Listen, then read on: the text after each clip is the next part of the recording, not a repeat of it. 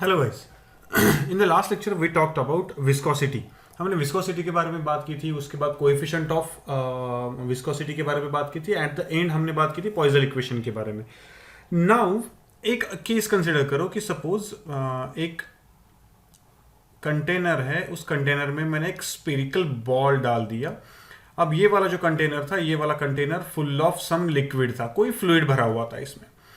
अब होगा क्या कि जैसे ही ये वो बॉल जो है, वो बॉल जब एंटर करने की कोशिश करेगा तो जैसे से वो नीचे जाना शुरू हो जाएगा, वैसे वैसे उससे लग के जो भी उस फ्लूइड के लेयर्स होंगे वो भी उस बॉल के साथ नीचे जाने की कोशिश करेंगे। तो उनके बाजू वाले जो लेयर्स होंगे ऑब्वियसली वो उस पर विस्कस फोर्स अप्लाई करेंगे, विस्कस ड्रैग अप्लाई करेंगे। यानी ये जो लेयर्स हैं, ये सारी लेयर्स ऊपर वाली डायरेक्शन में फोर्स एक्सपीरियंस करेंगी। इसलिए ये वाला जो बॉल होगा या फिर जो भी ऑब्जेक्ट होगा वो भी ऊपर वाली डायरेक्शन में फोर्स एक्सपीरियंस करेगा। ये वाला जो फोर्स होगा, this force is basically viscous force.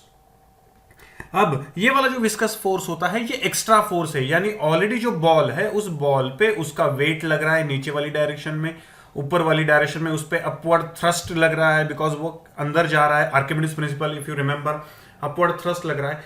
ये वाला एक्स्ट्रा फोर्स है, ये F जो होता है, ये एक्स्ट्रा वाला फोर्स है कि जो उस पे लगता है। This force is called as viscous force. ठीक है ना, ये फोर्स विस्कस फोर्स कहा जाता है। अब ये वाला जो फोर्स है, ये किस पे डिपेंड होता है? ये डिपेंड होता है तीन चीजों पे। सबसे पहले विस्कोसिटी ऑफ दैट लिक्विड या फिर विस्कोसिटी ऑफ दैट फ्लूइड, वो जो फ्लूइड है उसकी विस्कोसिटी पे डिपेंड होता है। दूसरा shape and size of that object, ये जो ऑब्जेक्ट नीचे जा रहा है उसके शेप एंड साइज पे डिपेंड करता है। और तीसरा एक इंपॉर्टेंट पार्ट होता है, that is velocity with which it is entering. Velocity with which it is entering. तो ये वाला जो फोर्स होता है इन सारी चीजों के साथ डिपेंड होता है। तो वो वाला जो फोर्स होता है, that force is always equal to 6 pi eta are v. 6 pi eta r V, उसमें से 6 पाई कांस्टेंट है, eta is coefficient of viscosity for that particular fluid, R is basically radius of that spherical object. ठीक है ना, हम अभी spherical object के बारे में बात कर रहे हैं। सो R is radius of that spherical object and V is the velocity of that object. तो अगर ये वाले तीनों पैरामीटर्स है तो मुझे पता होना चाहिए कि ये वाला फोर्स, यानी ये वाला फोर्स कितना होगा। ठीक है ना, ये वाला जो इक्वेशन है इसे कहा जाता है Stokes law, STOKES, Stokes law कहा जाता है इसको। यह है स्टोक्स लॉ। स्टोक्स लॉ आपको क्या बताता है? स्टोक्स लॉ आपको बताता है कि विस्कस फोर्स कितना होगा किस ऑब्जेक्ट पे अगर वो एक पर्टिकुलर फ्लूइड के अंदर इमर्ज होता है। ठीक है, अब कंसिडर करके चलो थोड़ी चीजें कि सपोज एक फ्लूइड है, फ्लूइड के अंदर मैंने एक स्फेरिकल ऑब्जेक्ट डाल दिया। अब वो जो स्फेरिकल ऑब्जेक्ट है मैंने v वेलोसिटी से डाल दिया, तो वो ऑब्जेक्ट जो होगा वो अंदर जाने की कोशिश करेगा। अब एकदम इंटरेस्टिंग पार्ट है कि जैसे ही ऑब्जेक्ट अंदर जाने की कोशिश करेगा तो ये वाला पार्ट जो है ना, तो ये वाला पार्ट तो कांस्टेंट रहेगा, उसमें कोई चेंज नहीं होगा। हाँ, ये जो v है, depending upon the combination, F plus T बड़ा है कि उसका वेट बड़ा है, उस पर डिपेंडेंट उसको दोनों में से एक डायरेक्शन में उसको वेलोसिटी मिलेगी। सही है, दोनों में से एक डायरेक्शन में उसको फोर्स मिलेगा, रिजल्टेंट फोर्स मिलेगा। ठीक है ना, ये रिजल्टेंट फोर्स यानी क्या होगा? F plus T minus W. ठीक है ना, F plus T minus W, ये वाला नेट फोर्स एक्ट हो रहा होगा इस बॉडी पे। इस नेट फोर्स की वजह से उसकी जो वेलोसिटी है वो कंटिन्यूअसली चेंज होती जाएगी।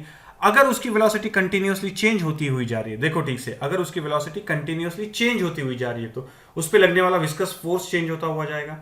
अगर उस पर लगने वाला विस्कस फोर्स चेंज होता हुआ जाएगा तो उस पे लगने वाला नेट फोर्स चेंज होता हुआ जाएगा, यानी एक्सेलरेशन चेंज होगा। यानी अब देखो इंटरेस्टिंग पार्ट इज, वेलोसिटी की वजह से फोर्स चेंज होगा, फोर्स की वजह से एक्सेलरेशन चेंज होगा, एक्सेलरेशन की वजह से वेलोसिटी चेंज होगी, and again goes on changing.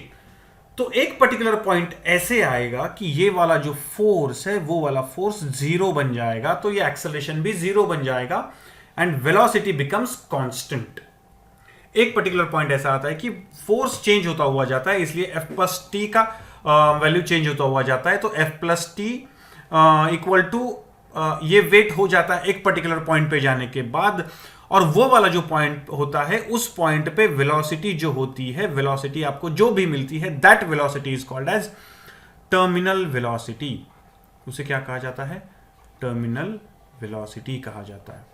ये जो टर्मिनल वेलोसिटी होती है, ये टर्मिनल वेलोसिटी बहुत इंपॉर्टेंट काम करती है, समझ लो ठीक से, ये बहुत इंपॉर्टेंट काम करती है, क्योंकि ये जो टर्मिनल वेलोसिटी होती है, ये टर्मिनल वेलोसिटी कांस्टेंट होने की वजह से एफ कांस्टेंट हो जाता है। एफ कांस्टेंट होने की वजह से एफ प्लस टी कांस्टेंट हो जाता है। तो एफ प्लस टी कांस्टेंट हो गया तो F plus T equal to W तो ऑलरेडी हो चुका है, इसका मतलब इन दोनों का डिफरेंस हो जाता है। इसका मतलब टर्मिनल वेलोसिटी चेंज ही नहीं होती है। This is the unchanging velocity, this is the unchanging maximum velocity an object can have when it is immersed into a particular fluid। ठीक है, सो ये जो टर्मिनल वेलोसिटी होती है, ये टर्मिनल वेलोसिटी चेंज नहीं होती है, ये टर्मिनल वेलोसिटी कांस्टेंट रहती है हमेशा के लिए। इसका थोड़ा सा डेरिवेशन करने की कोशिश करते हैं तो समझ में आएगा एग्जैक्टली होता कैसे होगा। तो यहां पे अब मुझे पता है कि ये वाला जो ऑब्जेक्ट है, इस वाले ऑब्जेक्ट पे तीन फोर्सेस काम कर रहे हैं। एक वाला फोर्स जो है वो है अपवर्ड थ्रस्ट, दूसरा वाला जो फोर्स है वो डाउनवर्ड वेट, और तीसरा वाला जो है वो upward viscous force. Upward viscous force ये लग रहा है। तो वो ऑब्जेक्ट जो है, उस ऑब्जेक्ट पे उस ऑब्जेक्ट का वेट अगर मैं कंसिडर करूं तो W is equal to m g is equal to, अब m means volume multiplied by, ठीक है ना, ये जो वेट है, weight is nothing but volume multiplied by density. So volume multiplied by, suppose density of that particular object is rho multiplied by g, ठीक है ना। अब वॉल्यूम कितना है उस ऑब्जेक्ट का? 4, ठीक है ना। स्पेरिकल ऑब्जेक्ट, अगर मैंने स्पेरिकल छोटा सा ऑब्जेक्ट डाल दिया तो उसका वॉल्यूम कितना होगा? 4/3 पाई स्मॉल आर क्यूब, सही है। उसके बाद रो इंटू जी, तो ये आ गया वेट। ये एक फोर्स काम कर रहा है उस पर। दूसरा फोर्स कौन सा काम कर रहा है? दूसरा फोर्स उस पर काम कर रहा है अपवर्ड थ्रस्ट। ये जो होता है, ये अपवर्ड थ्रस्ट कौन सा होता है? जितने फ्लूइड को उसने डिस्प्लेस किया, ये वाला जो ऑब्जेक्ट है, इस ऑब्जेक्ट ने जितने फ्लूइड को डिस्प्लेस किया, उस फ्लूइड का वेट। तो सपोज एम डैश जी कर देते हैं, ठीक है ना। M dash g, m dash is the fluid which is displace by that object, ठीक है। तो ये v dash into sigma, sigma क्या है? वो जो फ्लूइड है उस फ्लूइड की डेंसिटी, ये उस सॉलिड ऑब्जेक्ट की डेंसिटी है, ये उस फ्लूइड की डेंसिटी है, multiplied by G is equal to 4/3 pi. अब कितना फ्लूइड डिस्प्लेस होगा? उतना ही फ्लूइड डिस्प्लेस होगा जितना वॉल्यूम उसके अंदर जा रहा है, यानी 4/3 पाई आर क्यूब ही होगा, इंटू रो इंटू जी, इंटू सिग्मा इंटू जी। ये दो फोर्सेस काम कर रहे हैं। तीसरा फोर्स कौन सा काम कर रहा है? विस्कस फोर्स काम कर रहा है। सो एफ इज इक्वल टू मेरे पास है 6 pi eta R into we. इसमें से ये जो v है ये वेलोसिटी का v है, याद रखना। तो अब यहां पे अगर मैं फिगर पे देखूं, ठीक है, फ्री बॉडी डायग्राम अगर देखूं मैं उस ऑब्जेक्ट की, तो फ्री बॉडी डायग्राम के हिसाब से बेसिकली मुझे क्या मिल जाना चाहिए? I should get f is equal to W minus T, सही है। f should be equal to W minus T, right, सही है। सो W माइनस टी, ये इतना मिलना चाहिए मुझे, f इज इक्वल टू, ठीक है ना। सो अगर मैं ये सारी वैल्यूज, ऊपर वाली वैल्यूज पुट कर दूं यहां पे, ठीक है, तो मुझे क्या मिल जाना चाहिए? 6 pi eta are v is equal to 4/3 pi small are cube g, और ब्रैकेट में W माइनस टी है। सो W माइनस टी है, इसका मतलब रो माइनस सिग्मा, बाकी सारा तो कॉमन आ गया। सो रो माइनस सिग्मा, सो इतना आ जाना चाहिए। सो टर्मिनल वेलोसिटी का अगर मैं फॉर्मूला फाइंड आउट करने की कोशिश करूं, ये कब आएगा? This is the condition for terminal velocity, जब अपवर्ड फोर्स और डाउनवर्ड फोर्स सेम हो जाएंगे, ठीक है, तो ये टर्मिनल वेलोसिटी यहां पे मिल जाती है। सो टर्मिनल वेलोसिटी का फॉर्मूला है ये कि टर्मिनल वेलोसिटी के लिए net force acting is 0, it is in the vertical equilibrium. So terminal velocity अगर मैं कंसीडर करूं तो टर्मिनल वेलोसिटी इतनी मिल जाती है मुझे। अब ये टर्मिनल वेलोसिटी इतनी मिली मुझे, सो यहां पे अगर टर्मिनल वेलोसिटी का फॉर्मूला फाइंड आउट करूं, ये एडजस्ट कर देता हूं, तो v इज इक्वल टू मुझे कितना मिलता है? v इज इक्वल टू 2/9, ठीक है, v is equal to 2/9। Then okay, ये r और r स्क्वायर कट जाएगा। So what I will get? r square bracket में rho minus sigma into G रह गया, और नीचे क्या आएगा? नीचे आएगा पाई, पाई तो कट गया ऑलरेडी, ये वाला पाई और ये वाला पाई भी कट गया। सो नीचे आएगा ईटा, ठीक है, ईटा आएगा, बस इतना ही रह जाता है। सो this is the terminal velocity का फॉर्मूला, ये टर्मिनल वेलोसिटी का फॉर्मूला है, ये टर्मिनल वेलोसिटी का फॉर्मूला है। अब ये वाला जो फॉर्मूला है, इस वाले फॉर्मूला पे डिपेंडेंट कुछ चीज़ें मुझे डिड्यूस करनी आ सकती हैं। सबसे पहली अगर बात कंसिडर करूं तो ये जो रो है, this is the density of solid, ठीक है ना। ये किसकी डेंसिटी है? सॉलिड की डेंसिटी है, ठीक है, जो इमर्ज हो रहा है। और ये किसकी डेंसिटी है? फ्लूइड की डेंसिटी है, ठीक है ना। तो सॉलिड की डेंसिटी अगर फ्लूइड की डेंसिटी से बड़ी होगी, यानी रो इज ग्रेटर देन सिग्मा होगा, ठीक है ना, तो ये डाउनवर्ड डायरेक्शन में टर्मिनल वेलोसिटी मिलेगी, ठीक है ना। यानी जैसे कि हम एक पानी में अगर एक आयन का बॉल डाल रहे हैं, ठीक है ना, लेकिन अगर रो इज लेस देन सिग्मा होगा तो वर्टिकल डायरेक्शन में, अपवर्ड डायरेक्शन में वेलोसिटी मिलेगी। ये चीज यानी जब कभी भी बबल तैयार होके फ्लूइड के ऊपर जाने की कोशिश करता है, ठीक है ना, फ्लूइड के ऊपर जाने की कोशिश करता है, तो उस टाइम पे एयर की जो डेंसिटी होती है वो कम होती है, एंड जो भी फ्लूइड होता है यानी लिक्विड अगर कंसिडर करें तो वहां पे लिक्विड की डेंसिटी ज्यादा होती है, तो वो terminal velocity will be in the upward direction, negative velocity मिलती है। यहाँ पे मुझे पॉजिटिव वेलोसिटी मिलती है, यहाँ पे नेगेटिव वेलोसिटी मिलती है, ठीक है। उसके बाद और एक इंटरेस्टिंग बात आती है कि जितनी ज्यादा सॉलिड की डेंसिटी होगी, ठीक है ना, सॉलिड की डेंसिटी जितनी ज्यादा होगी उतना टर्मिनल वेलोसिटी ज्यादा मिलेगी, ठीक है ना। सॉलिड की डेंसिटी जितनी ज्यादा होगी उतने टर्मिनल वेलोसिटी ज्यादा मिलेगी। एंड जितना विस्कोसिटी ज्यादा होगा या फिर जितना लिक्विड की डेंसिटी ज्यादा होगी उतनी टर्मिनल वेलोसिटी आपकी कम मिलेगी। इसका मतलब वो बहुत ज्यादा स्पीड से उस फ्लूइड के अंदर जा नहीं पाएगा, जल्दी से जल्दी वो कांस्टेंट वेलोसिटी पे आ जाएगा। It will come to the constant velocity as early as possible, ठीक है ना। सो ये टर्मिनल वेलोसिटी का बन जाता है। तो टर्मिनल वेलोसिटी जो होती है वो टर्मिनल वेलोसिटी स्लोली डिक्रीज होती हुई, एक्चुअली फ्लूइड में इमर्ज होने के बाद, फ्लूइड में इमर्ज होने के बाद, ठीक है ना, अगर मैं यहाँ पे टाइम कंसिडर करूँ, ठीक है ना, या फिर इमर्ज डिस्टेंस कंसिडर करूँ, ठीक है ना, डिस्टेंस इमर्ज्ड, ठीक है ना, distance emerged in the fluid, अगर ये कंसिडर करूँ, ठीक है ना, और ये टर्मिनल वेलोसिटी कंसिडर करूं तो टर्मिनल वेलोसिटी स्लोली डिक्रीज होती हुई जाती है, वेलोसिटी स्लोली डिक्रीज होती हुई जाती है, उसके बाद वो कांस्टेंट हो जाती है। ये वाली जो वेलोसिटी होती है, ये वेलोसिटी होती है टर्मिनल वेलोसिटी, ठीक है ना, टर्मिनल वेलोसिटी, ठीक है ना, terminal velocity, this velocity is called as terminal velocity. तो ये वेलोसिटी बहुत ज्यादा इंपॉर्टेंट काम करती है। सो ये टर्मिनल वेलोसिटी के बारे में हो गया एंड स्टोक्स थ्योरम हो गया। इस पे 2-3 क्वेश्चंस करेंगे तो समझ में आ जाएगा exactly what does it mean, ठीक है। सो पहला क्वेश्चन बहुत इजी क्वेश्चन है, समझ लो ठीक से क्या दिया हुआ है यहाँ पे। ये AIEEE यानी अर्लियर आपका जेई मेंस, ठीक है, जेई मेंस को पहले AIEEE बोला जाता था, उसमें पूछा हुआ क्वेश्चन है, बहुत ही इजी क्वेश्चन है, समझ लो ठीक से, ठीक है। So spherical ball of radius r is falling in a viscous fluid of viscosity eta with velocity v. The retarding viscous force acting on the spherical ball is inversely proportional. तो अब मुझे directly formula ही पता है, F is equal to 6 pi eta r 6 pi eta r into v. ये formula मुझे पता है, तो सबके साथ डायरेक्टली प्रोपोर्शनल है, ईटा के साथ, आर के साथ, वी के साथ। So directly proportional to both R and V, तो सबके साथ डायरेक्टली प्रोपोर्शनल, तो answer should be B, answer should be B.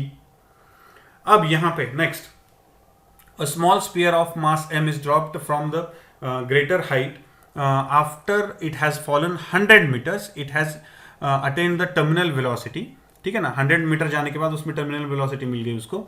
So continues to fall at the speed, obviously, ठीक है ना, टर्मिनल वेलोसिटी एक बार मिलने के बाद उसकी स्पीड चेंज नहीं होती है, so it will continue to fall.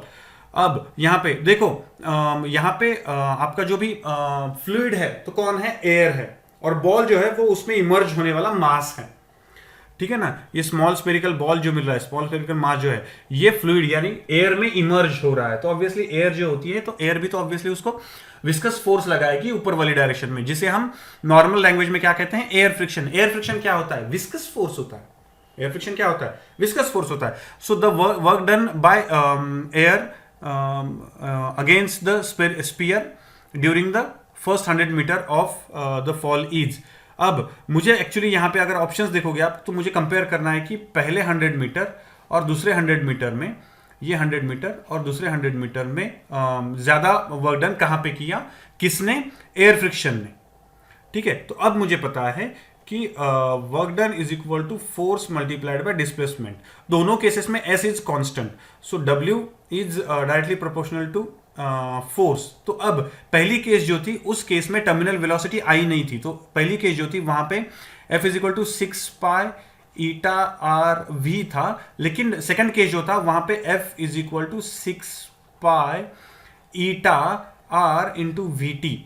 यानी पहली केस में किसी भी पॉइंट पे आप कंसिडर करो तो v is not equal to V T, लेकिन दूसरे पॉइंट पे सभी जगह पे वी टी है। इसका मतलब f is directly proportional to V T, ठीक है ना। यहाँ पे ये सब कुछ सेम अगर है तो f is directly proportional to V T, w is directly proportional to f, so w is directly proportional to v मिल जाता है। तो पहली केस में वर्क डन जो होता है वो v पे डिपेंडेंट है, दूसरी केस में vt पे। सेकंड केस में टर्मिनल वेलोसिटी ज्यादा है फर्स्ट केस से, इसलिए सेकंड केस में क्या होगा, वर्क डन विल भी ज्यादा होगा। यानी यहां पे पूछा क्या है कि the work done by the air friction sphere the first 100 metre will be less than the second 100 metres, because second में फोर्स ज्यादा है इसलिए वर्क डन ज्यादा है। फोर्स क्यों ज्यादा है, बिकॉज वेलोसिटी ज्यादा है, that is the simple reason behind it, ठीक है।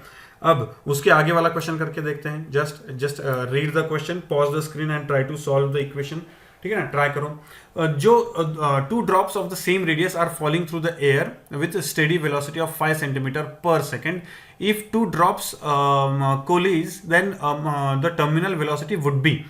अब देखो 2 ड्रॉप नीचे गिर रहे थे तो दोनों ने मिला के एक ड्रॉप तैयार कर लिया, दोनों ने मिला के एक ड्रॉप तैयार कर लिया।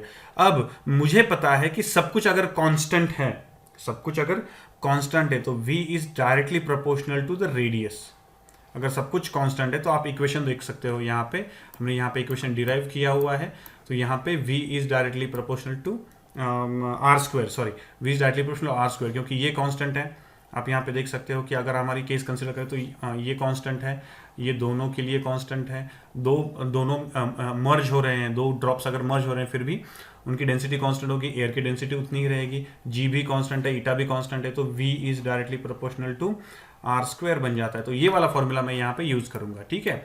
सो अब यहाँ पे क्या हो रहा है, सॉरी यहाँ पे क्या होना चाहिए, आर स्क्वायर होना चाहिए, आर स्क्वायर, ठीक है। तो अब यहाँ पे क्या बोला है कि पहले 5 सेंटीमीटर के 2 ड्रॉप थे, उसके बाद वो एक साथ हो गए तो एक नया बड़ा वाला ड्रॉप बन गया, तो दोनों का वॉल्यूम तो सेम रहेगा। सो 4/3 पाई कैपिटल आर क्यूब, ये बड़े वाले ड्रॉप का वॉल्यूम, तो छोटे वाले दोनों ड्रॉप का वॉल्यूम इस बड़े वाले ड्रॉप के वॉल्यूम के इक्वल होगा। So 4/3 pi r cube, sorry small are cube plus 4/3 pi small are cube, छोटे दोनों ड्रॉप का वॉल्यूम। तो यहाँ पे मुझे ऑब्वियसली क्या मिल जाता है, R cube is equal to 2 small are cube, सही है। तो इसको मैं यहाँ पे क्या लिख सकता हूँ, R is equal to 2⁻1/3 small R. अब ये वाला इक्वेशन यहाँ पे मैं ट्राई करूंगा, यूज करूंगा। So v1 upon v2 is equal to चलो r1 square upon r2 square, ठीक है। So r1 square upon r2 square. अब v1 upon v2 is equal to v1 upon v2 is equal to r1 square, यानी छोटे जब drop थे उनका radius कितना था, r था, सो r1 square divided by v2 के वक्त r2 मीन्स जब ड्रॉप बड़ा हो गया तो उसका जो भी रेडियस होगा उतना। अब उसका रेडियस कितना है, 2⁻1/3 स्मॉल आर रेस टू 2, ठीक है ना, रेस टू 2। अब इसको अगर सॉल्व करेंगे हम लोग तो मुझे क्या मिल जाता है, v2 is equal to directly मैं अब डायरेक्टली सॉल्व करता हूं, आप ट्राई करो, चेक करो ट्राई सॉल्व करने का। 5 × 4⁻1/3 मिल जाना चाहिए आपको आंसर 1/3। सो ये डायरेक्ट मैं सॉल्व किया हुआ है मैंने, आप उसके कैलकुलेशंस चेक कर लो, अगर गलत है तो चेक करो एक बार। So this is the question. उसके बाद ये लास्ट वाला क्वेश्चन है, ये भी इजी क्वेश्चन है बिकॉज ये पूरा चैप्टर ही बहुत इजी है, ये चैप्टर का, तो ऑब्वियसली उसमें से छोटे छोटे प्रॉब्लम्स भी बहुत इजी होंगे। A ball of radius r and density rho falls freely under the gravity from the height of h before entering into the water, यानी ये h हाइट पे एंटरिंग टू वाटर, वो h हाइट से गिरा। Velocity of the ball does not change even entering into the water, इसका मतलब ये ball यहाँ पे गिरा और जैसे ही वो गिरा और अंदर घुस गया तो उसने टर्मिनल वेलोसिटी अटेन कर ली। यानी ये बॉल जब नीचे गिरना शुरू हो गया तो जैसे ही उसने वाटर के सरफेस को टच किया तब उसकी जो वेलोसिटी थी, that velocity is going to be its terminal velocity finally, क्योंकि उसकी वेलोसिटी चेंज ही नहीं हुई। और ना चेंज होने वाली वेलोसिटी कौन सी होती है? Terminal velocity.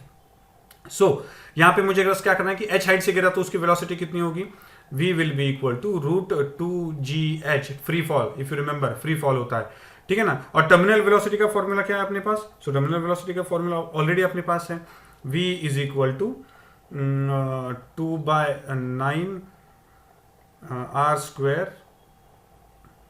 ब्रैकेट में rho minus sigma into g divided by eta, ठीक है। अब ये सिग्मा क्या है? This is sigma is density of water. Density of water कितने कंसीडर करेंगे हम लोग? 1 obviously. Density absolute density of water is 1, ठीक है ना। सो अगर absolute density of water is 1 तो इन दोनों को कंपेयर करो तो क्या मिलेगा मुझे? √2gh is equal to √2gh is equal to 2/9 r² bracket में rho minus sigma into g whole divided by eta, ठीक है। सो अब यहां पे दोनों साइड का स्क्वायर कर दिया हम लोगों ने। सो 2gh is equal to 4/81 r⁻², चलो r² ब्रैकेट में rho minus sigma into g divided by eta. तो उसमें से इसका मैं स्क्वायर सेपरेटली कर लेता हूं और जी स्क्वायर कर लेता हूं तो मुझे काटने में आसानी होगी, ठीक है। सो देन h का फॉर्मूला अगर मैं यहाँ पे, तो g कट गया, ये कट गया, सो 2 1 ज़ा 2 2 2 ज़ा, ठीक है। सो ये कट जाने के बाद h इज इक्वल टू क्या मिल जाता है आपको? h is equal to 2/81 r⁻4 bracket में रो माइनस 1, क्योंकि यहाँ पे भी हम वाटर के बारे में बात कर रहे हैं। So rho minus 1 divided by eta ⁻² into g. ये वाला फॉर्मूला मुझे फाइनल मिल जाता है h। अगर h हाइट से अगर मैं उसको नीचे फेंक देता हूँ तो वो बिल्कुल अपना टर्मिनल वेलोसिटी चेंज नहीं करेगा। जितनी वेलोसिटी से वो टच करेगा लिक्विड के सरफेस को, वाटर के सरफेस को, उतनी ही वेलोसिटी से वो अंदर चला जाएगा without changing its velocity. So this is the terminal velocity and Stokes law. यहाँ पे terminal velocity of Stokes law खत्म हो जाता है। So try to solve few of the more examples depending upon all of these questions. बहुत easy chapter है, तो slowly इस पे अच्छे क्वेश्चन सॉल्व करने की कोशिश करो। Thank you.